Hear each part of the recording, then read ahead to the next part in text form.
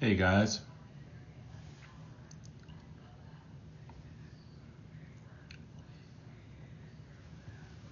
What's up, what's up, what's up? Welcome back to another Tuesday Night Live. So glad to be here. So glad you decided to join us.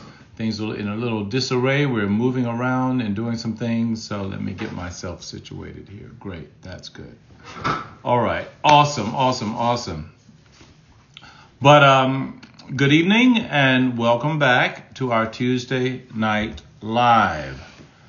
I am excited to be here. Please sign in. Let me know when you get in and where you're from. All right. Send out a message here.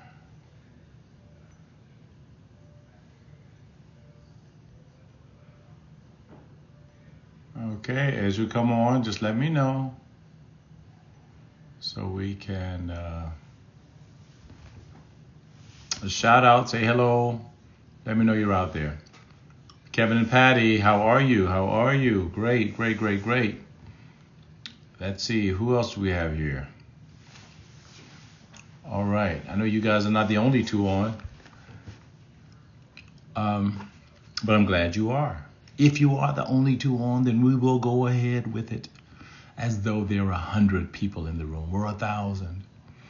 But no, but just sign on at this time and let me know who you're on. Oh, great, excellent. All right, Leah, how are you? Good evening, sunshine. Listen, we've been having a good group here. I hope you guys are inviting people, telling your friends about it. Hi there, Irma. How are you? Telling your friends about it because, right? Get it now while we're getting it for free, okay?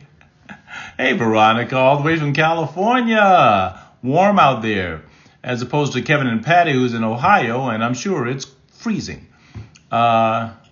Great. Awesome. Yeah, I'm looking forward to this evening because we're doing some myth busting tonight. We're going to talk about some things that should be pretty good. Hey, Shara from Atlanta, Talamisha, you're in the house. Louise, good evening. How are you? Okay, Leah, I know now you guys are in Columbus, Ohio, or I know Kevin and Patty are in Columbus. Where are you, Leah? Okay. Yeah, you've got each other and you're keeping warm. That's awesome. Leah, where are you? In Ohio. I've lived throughout Ohio. Oh, what? You're in Akron, AK Rowdy Ron? I used to live in Akron. My wife and I, we lived in Akron for a short time. I pastored a church there on Copley Avenue, right? Just to let you know, I was there, and lived in Fairlawn. I think it was Fairlawn. All right, but let me give you a few housekeeping tips. Copley Road, you're absolutely right. All right, you're living good stuff. So listen, let me give you a few housekeeping tips. First of all, you'll notice if you've been in the app, there have been some constant updates. We're in the process now of constantly updating. Things have updated. And you're going to see changes happening. Now, I'm going to give you this again and let you know that in not too long from now, like I told you last week, we are going to have to ask for your support by flipping to a subscription service. And but don't be alarmed. It will be so manageable. And for what you're getting, as some people told us, someone told us on one of the Tuesday Night Lives, wow, this is like counseling for free. You're absolutely right, because the last I heard, counselors are like about $200 an hour. And you're getting it here for absolutely free, or for the very, very, very low subscription price that we will be instituting very shortly. Not this week, but you will know when. Okay. All right. So please start perusing through the app, and you'll see we should start. We're going to have devotionals that you're going to be able to get every day. So you should already start getting those. Louise is saying she still has not been able to update her profile picture. Now you did comment. Okay. Now listen, Louise, and thank you so much for letting us know that. I have to find out, and I'm going to screenshot you right now. And I'm going to send that to them to make sure this gets taken care of. You see, if you don't know anything about apps and how this thing works, you go into beta, as we are in right now, to work out these bugs. They're not permanent. Eventually we figure out how to do it. But our app is a little different than most because we're doing this with a bespoke app where it was built from ground zero. Okay, so there are a lot of things that we still have to work out, and you guys have the privilege and the blessing of being in here early and seeing us work these things out. And as you know, I don't think there's another app out there where you can go live and talk to people. You can't do it on Tinder. You can't do it on Paired. You can't do it on Couply. Nope. You can do it here on Maps. So we're excited about that. That's one of our biggest features, as well as the Ask Pastor Cal feature. And I encourage you guys to try it out. It's conversational. It's not Siri. It's not Alexa. It's not Google. It's Ask Pastor Cal. It's our proprietary system where you can actually have a conversation. And it's basically not just generally from the internet. This is from the last 25 years of my work and things that we've done. And so, great. All right, my wife and I love it. Awesome, Timothy. I love it. Okay, great, guys. So let's rock and roll. Let's get into this. For you guys who are married, this is for you. For you guys who are dating, this is for you. If you're single and looking for somebody, this is for you as well. I've heard a lot of people say this, that, and if you saw in the notification, it went out as our topic tonight, it's just a piece of paper. Marriage ain't nothing but a piece of paper. I have people who say that all the time. All right. If you've ever heard that, give me a thumbs up or a wave or a clap or something. If you've ever heard someone say marriage is just a piece of paper. No. Let's be honest in this room here tonight. You've either said it, you've heard someone say it, you felt it, you wanted to believe it, that it's just a piece of paper. Now, let me tell you something. You're right. The marriage certificate is just a piece of paper. Period. That's it. Just a piece of paper. But so is the deed to your house. Okay? So is your diploma, your birth certificate, your social security card, your passport. Wait a minute. So is money. It's just a piece of paper. But paper means something when we want it to. It means something when we want it to mean something. So what we're going to talk about here is why do you think people want to devalue marriage? I mean, why do we want to devalue it? Because we live in a generation where people want the wedding, they don't want the covenant. So we resort to these kinds of social media quips like it's just a piece of paper, yada, yada, yada, yada, yada. You know what? You can't have the benefits without the binding. You can't have the intimacy without the accountability. And that's what we're going to deal with tonight. Let's talk about why people actually feel that way. Exactly, Leah. They don't fully understand the covenant. That's true. That's absolutely true. And we're going to get into that. Let's name what's really happening when people resort to that kind of idea. The people who say it usually are not married. You're absolutely right. Now, mind you, I've heard some married folks say it too. It ain't nothing but a piece of paper. Normally, those are the people who are thinking about exiting. All right?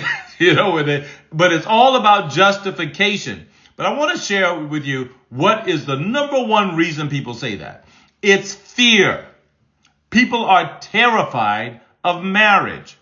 And fear doesn't always look like fear. It doesn't. Sometimes fear looks like, I'm not ready yet. Single folk. Sometimes fear looks like, well, why ruin what we have? We friends and we enjoy our relationship. Fear looks like marriage. Marriage is just a social construct. Come on. It's been around since the Garden of Eden. It wasn't a social construct. It was a divine construct. Or I've seen so many bad marriages, I don't want to contribute. Or I've had so many bad marriages. There are three archetypes that I'm going to share with you that contribute to this mindset, contribute to this thing, and you're absolutely right, Kevin or Patty, whoever that it was that typed it in. It's about them being hurt. And there are three different archetypes, three different types of people that actually prescribe or subscribe to this kind of thinking. Number one, as you just mentioned, the wounded witness. Okay? The wounded witness. Growing up, they saw marriages fail. They witnessed their own marriage. And look, I need y'all to dig in, lock in with me right now. Their parents' divorce became their relationship theology. That's how they figured it out. They didn't just watch marriage die. It was downloaded into their system. Well, they saw that was their standard for marriage, that it cannot work. Mom and dad couldn't do it. Why could anyone else? This is why it's so important. Back in the day, people say, well, they just stayed married for the kids. But you know what? Sometimes the kids need it. Sometimes the kids need you to stay married for them. No, I know, because listen, now don't get me wrong. If you're fighting and fussing and cutting and shooting at each other, that ain't good for the kids. It ain't good for you. It ain't good for nobody. But if you have some issues, just some challenges, I think kids are a good motivation to work them out and become your best selves. Because we're not just doing it for ourselves. We're trying to create generational wealth, generational health, generational success. So heck yeah, the kids are a big part of it. We brought them here. Why bring them here then give them a bad example? So it's not just staying in the marriage for the kids. It's doing your best to be happy for the kids. It's doing your best to present a positive marriage picture for the kids. So if you're staying married for the kids, then you're staying happily married for the kids. It's more than your emotions. It's more than how you feel. God knows it's more than how you feel.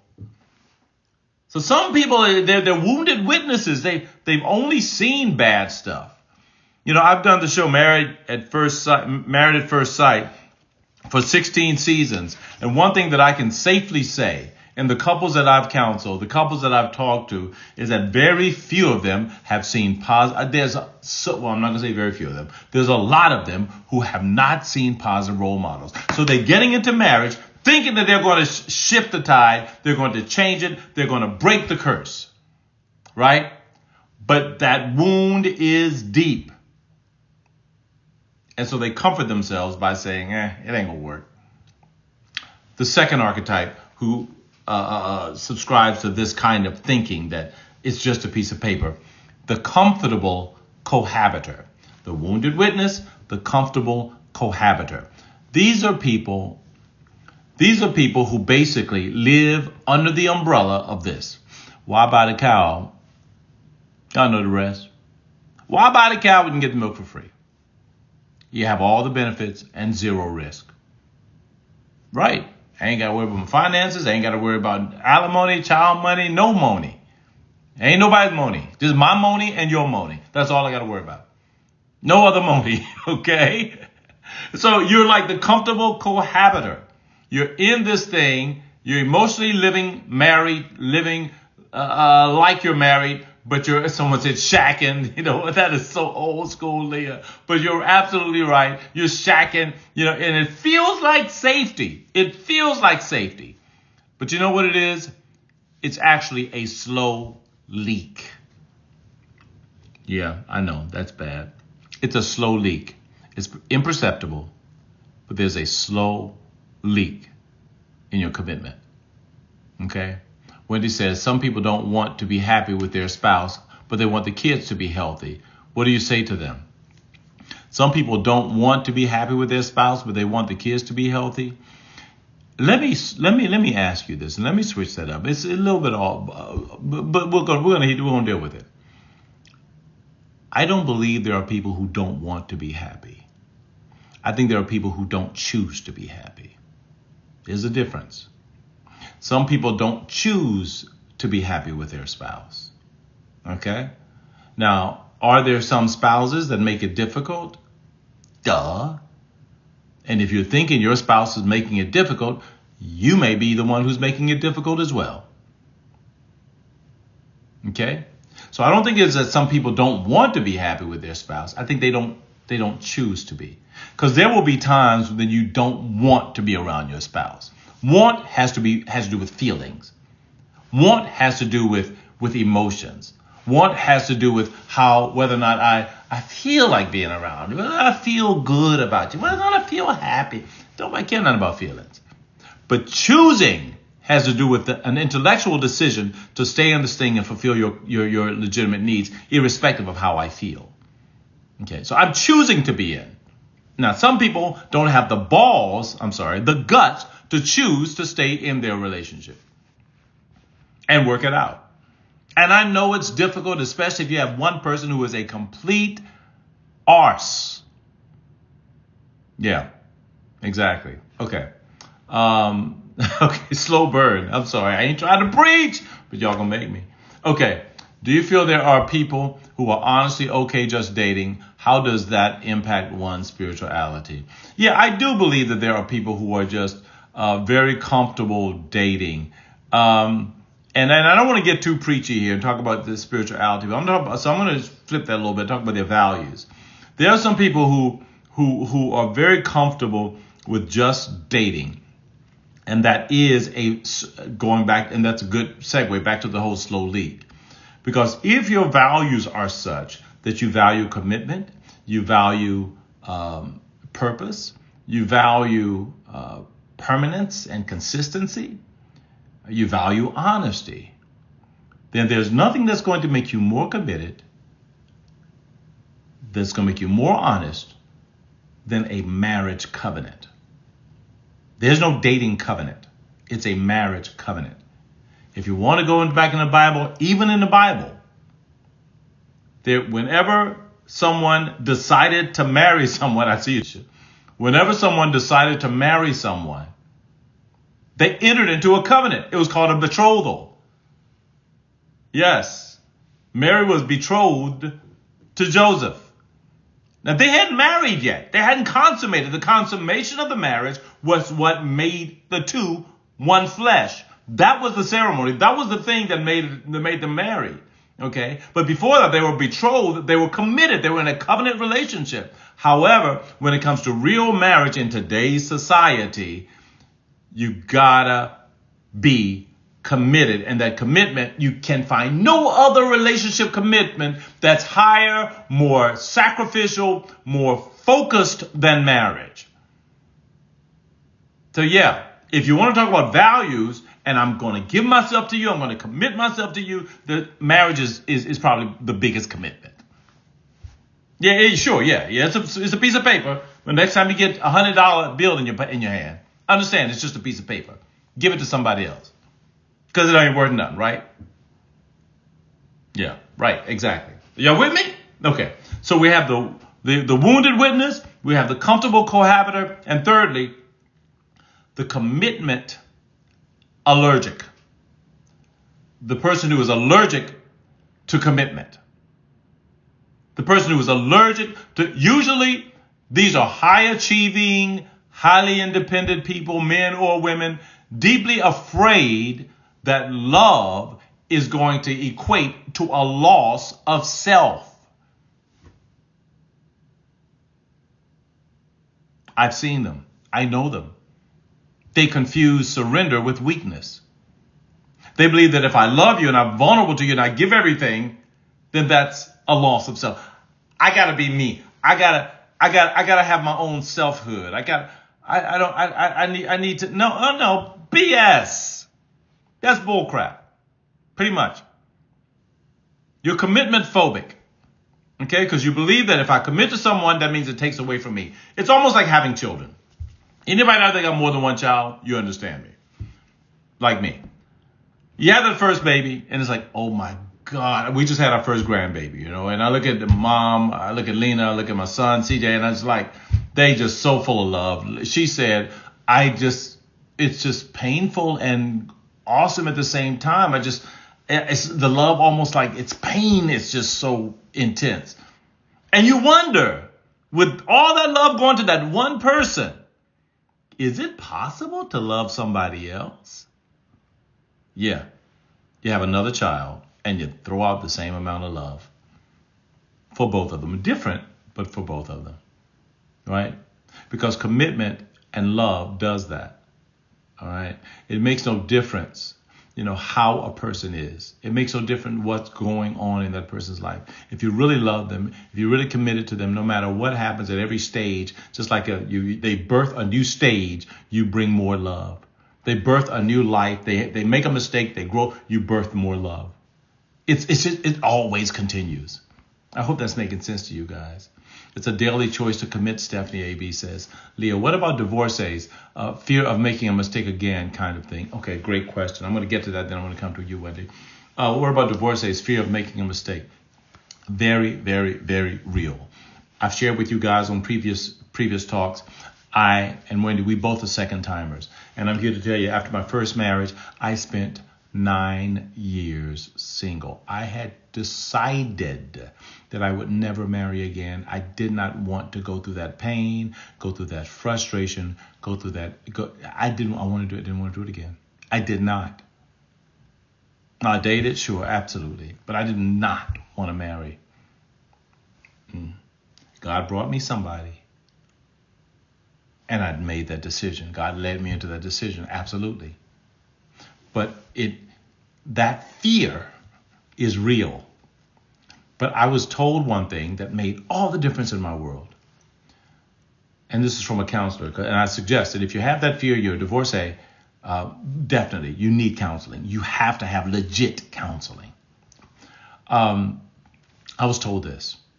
Calvin, as you date, as you get reacclimated to single life, you're going to meet people. And those people are going to have characteristics that remind you of your previous marriage, your previous situation.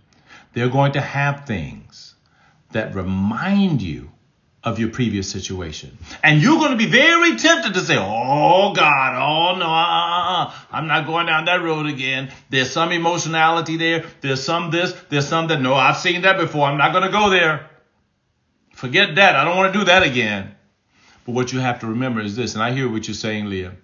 And if your significant other has been divorced, this is what he has to understand. That he's going to meet people who have things that might remind him of his ex. But he has to be very careful because there are some things that are simply, just speaking from a man's perspective, some things are just peculiar to womanhood. If there's more emotionality than it is for him, because men are not as emotional, some men are, but generally men are not as emotional. Men are not as nurturing or as in touch, or they not as feeling oriented. And he sees that in someone else, and he's like, okay, no, I don't. No, you have to separate your past from your present and your progression, and understand that, okay, it does remind me of my past, but I have to determine, is this my past, or is this just something that's common to people, something that's common to women? And I have to really separate that in my mind. That was a game changer for me. It was a game changer. And I realized, wow, I've been doing that. Because every time I see something, I'd be like, oh, no. Then I had to stop and say, wow, wait a minute. This is common to all women. And if I keep going down that road, I'm going to be single my entire life. I hope that makes sense to you. Okay. Do you think women say they don't want marriage because they feel like the men are not going to ask, so they comfort themselves with the statement, I don't want to. Yeah, maybe. I think that you can become comfortable. But listen, I learned a long time ago this: if you don't set a standard, someone else will set it for you. So if you're out here dating and you want to be married, but you're accepting not being married because you don't want to push nobody, then you are setting that standard. But if you want to be married, make it plain. If you don't, then that's cool. Don't even trip about it. But if you truly do not sacrifice that desire for someone else's comfort, for what someone else wants to do, because you're setting a standard and you're letting them know, and you're being dishonest. You're letting them know, no, I'm good. I'm cool. I don't need to be married. I'm cool with it. But if you're not, you're letting them set a standard for you. You set the standard and then let them grow to that standard. And if they really want you on either side, they'll do that thing. Okay? Leah says, okay. Now, when you got a whole lot of questions, do you think it's the same common to all women if a man is married to a black woman or another? Jesus Christ. Why are you taking me all off the subject here, okay? I'm talking about people who are focused on commitment. Yes, I believe, look, we were talking about marriage being a social construct. You know what is a social construct? Race. Now, it's real. We can't get rid of society, but it is. It's a social construct. Outside of race, outside of what society determines we are by our skin color, our makeup, our DNA, look, we all the same. That's just the way it is. All women want love. All women want this. All women want that. All women want a man who's a leader. All women do. I don't care what race they are. All women do. Okay? Now, because of societal norms and things that have changed certain segments of society as opposed to other segments of society, some segments of society feel more privileged because they have been. They haven't had to worry about things. Other segments of society have had to work like heck to make life comfortable. So they're stronger. But it's all because of societal constructs, not because that's how they made. So yeah, there are some things that are common to all people, but then there's the issues that make the difference. I hope that makes sense to you guys, okay? Yeah, I know, right? Talamisha, she giving me all kinds of grief here. All right, great. Look, oh my gosh, our time's almost up here. So but I'm going to go over those again. The reason people will say that, first of all, we said there's the wounded warrior, people who live in fear because they've witnessed pain, and that's just the way it is, the wounded witness. And secondly, there's the comfortable cohabiter. And lastly, there's the commitment allergic, people who are just tired and scared of commitment. Now, I would love to go in a little deeper, but what I'm going to do is probably take this and put it into some kind of form, or maybe I'll just do it on YouTube or something, because what we're going to do is we are going to be starting a YouTube channel. We are going to be starting a podcast. You're going to be able to see some of that also, but we will not get as deep as we're getting here, okay, because this here is our time to communicate back and forth. All right, but some people can convince themselves that a lie is the truth. Hence, they convince themselves that they don't want marriage. But if they're deeply introspective, they might realize they do. Yeah, you can always commit. I mean, Karl Marx said it in Mein Kampf, where he says, that by telling slow, imperceptible lies, steady, over and over again, you can eventually convince someone that heaven is hell and hell is heaven. Okay, it's manipulation by just saying it over and over and over and over and over again. After a while, it becomes commonplace. Yeah, absolutely. All right. I'm good. All right. We're good. God bless you guys. Look, thank you so much. I hope you got this. I hope this was good for you. I really do, because I don't want to do this just for entertainment. I really want you guys to get something out of it. And if you are, please let somebody know. Tell somebody. Bring them on next week. And you're absolutely right. This is counseling for free. All right. All right. God bless you guys. It's for free for now. All right. But it won't be eventually. All right. God bless you guys. Thank you, Talamisha. All right. Thank you, Leah. You guys take care. Okay. We'll see you next week.